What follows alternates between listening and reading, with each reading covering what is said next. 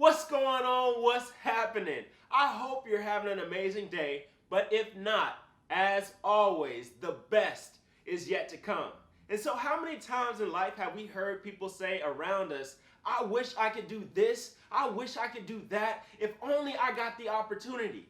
And in the back of our minds, we're sitting there saying, even if you got that opportunity, you wouldn't live it out to the best of your ability. And that's not to sound like a hater, but we are saying is that you're not prepared for that opportunity. So that's exactly what we're going to talk about today. Let's not rush anything. Let's do it like Usher said and take it nice and slow, right? And so I hope you're fired up. I hope that moxie's running through your veins. Let's get it, baby. And thank you for joining Black Couch Motivation. If I could, I would bring the whole hood to the top of the world. When me is my world, for free. I'm trying to give you what you came to see. Yeah. That's right. In life, you don't want to rush anything. You want to take it as it comes because there's lessons throughout each experience. You know, I've experienced things in my own personal life that have left lasting impressions on me, and I hope you can say the same. And I won't share all those experiences with you, but I will share a few. The first being when I was in 8th grade and went out for the middle school basketball team. As I was told, all 8th graders that went out for the team, as long as you brought something to the table, you usually made the team.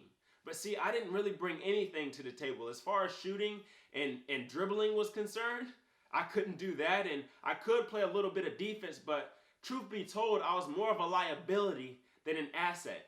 And so when the list came out of those individuals that made the team, I wasn't on there. And yeah, it did hurt, although I knew I wasn't really prepared to make that team anyway. But in that experience, I learned this. If you want something in life, you're going to have to work for it because nothing will simply be given to you.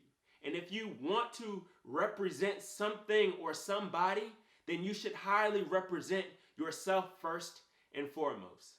So if we fast forward a couple years, I'm in 10th grade going out for the JV football team, and I was blessed enough to make that team, right? And so I found myself on the team, but I didn't find myself as a starter, although in my heart, I felt as though I had the athletic ability and talent to be a starter. However, I didn't complain or bicker about it. What I did was I worked my tail off every day in practice.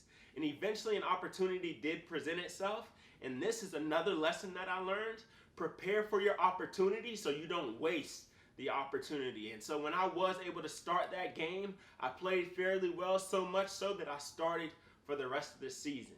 And so another lesson was learned shortly after that. And usually after every JV season concludes, varsity takes a few of the JV players up on varsity. And so there were a few players selected, but I wasn't one of those players.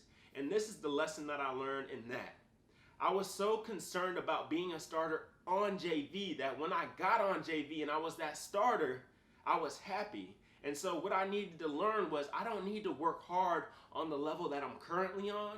I need to work hard for the level that I foresee myself being on in the future. And so if I would have had that mindset, perhaps I would have played on a level great enough to be selected to be on that varsity team after the JV season concluded. And so as I'm sure you can tell, football has taught me a tremendous amount of lessons, none of which I would take back for the world. And so what I'm going to do with you now is share an experience that happened outside the game of football that happened more recent than my high school football days as well. This happened about 5 years ago when I left New York City to come back home to Florida. A situation didn't work out how I expected it to, and so essentially I was left with no job and no source of income. And so there was quite a time gap from the time I left New York City to the time that I finally got a job. I was filling out application after application and nobody was calling me back.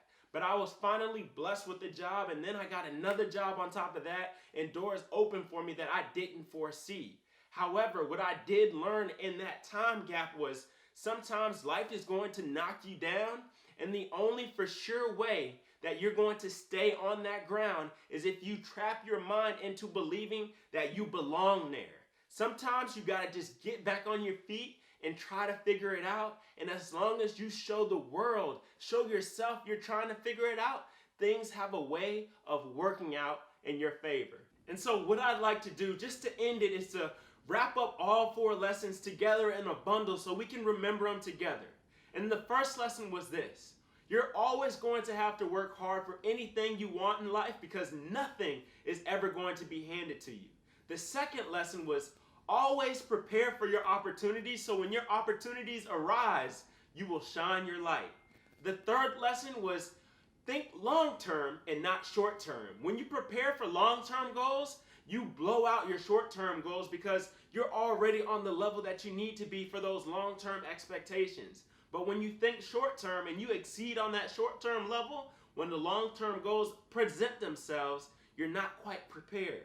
The fourth lesson is when life knocks you down, always get up, because when you get up and try to make things work, life has a funny way of making things work out in your favor. And the last gem I want to throw in there quickly is fast is fine, but accuracy is everything. And so I hope y'all have an amazing rest of your day. Always remember, don't stop believing, dream big, and keep chasing. And until next time, I'm out. Do you wanna be great? Do you wanna be great? Do you wanna be great?